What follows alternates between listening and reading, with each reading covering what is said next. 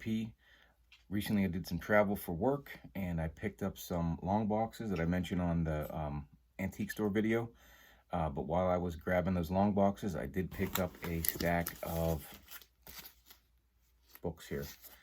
Let me show you what I got, but check out the footage first of all the different long boxes I went through at the LCS. Tell me if I missed anything or what you thought of the books in the $10 bin, and if I should have picked up more of those, or the books in the dollar bin, if there was more I should have picked up there. So let me know, but check it out.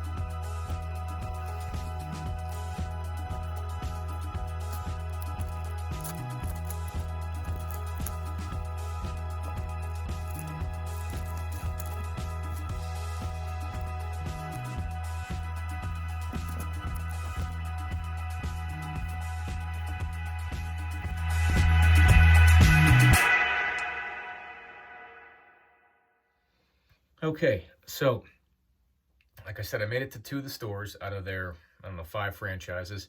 They do have one store that I've been to a bunch of times that is in a mall with a huge second huge room that's full of dollar books that have, I've gone through a number of times and found some gems. But then the store next to it, in that mall, is basically wall books and then run fillers if you want to look for like Miracle Man number 2, 7, whatever, Amazing Spider-Man 275, whatever would be in there. And then they have their wall books.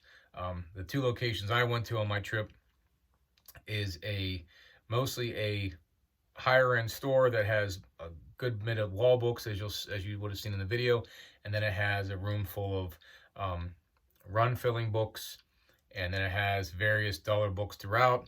And then there's a location about 10 miles away that has just a ginormous room full of dollar books that have not been sorted through. Their dollar books, dollar magazines, you name it, it's in that room. And they do have some nice wall books and some deals in there. And that's the store where I was able to pick up the long boxes for the antique store. So at that larger store that had the huge room full of long boxes, I did pick up a couple books, and let me show you what I picked up there. So this is Who's Who DC. These ones were full of McFarlane and Dave Stevens drawings of offshoot characters, and here is a McFarlane of Rose and the Thorn. So nothing worth a ton of money here, but like I do like to grab the offshoot books for some of my favorite artists, including Stevens, McFarlane. I don't know if Liefeld did anything with these. That'll be my next research to see if there are. But a lot of good artists did drawings throughout this Who's Who series. Another one I picked up was, as you've seen in some recent videos, I am a fan of the Crow. This is Crow Flesh and Blood number 3. I do have number 2. I had found this some time ago, so now hopefully I'll find number 1, and I think I might have had number 1 and sold it, so now I got to find it again. But kind of finished the run here for a good read, so that's why I grabbed that one. Next, just a couple books here, magazines, excuse me. We have Joe Jusko. As you guys know who Joe Jusko is, he did a lot of the some Marvel cards. There was a storyline that he drew. Well-known artist for, basically, he's a great painting artist from what it looks like.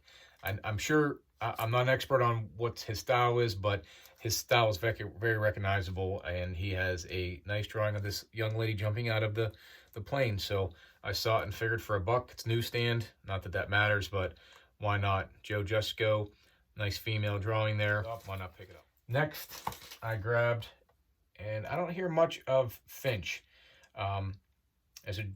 There's a artist by the name of Platt who drew Moon Knight, the last, probably 4 or 5 issues of Moon Knight, I believe, 45 to 50, I think, in that range. And he's a highly sought after artist because he has a great way of drawing Moon Knight and a lot of detail. Finch, very similar. I'm surprised he hasn't got the same recognition. Maybe he has, but his books don't command as much money as a Platt has. But that's a heck of a cover there with your Savage Avengers, Punisher, Elektra, Wolverine, Venom. I mean, it's pretty good cover. He also did a couple covers of World War Hulk with Censure on it. Then can't go wrong. So these are pretty cool. So I wanted to grab this one for $1. And the last one, this is a remake of the Shock Suspense Stories number 6. This is a classic bondage cover of, I believe, Wally Wood drew this one.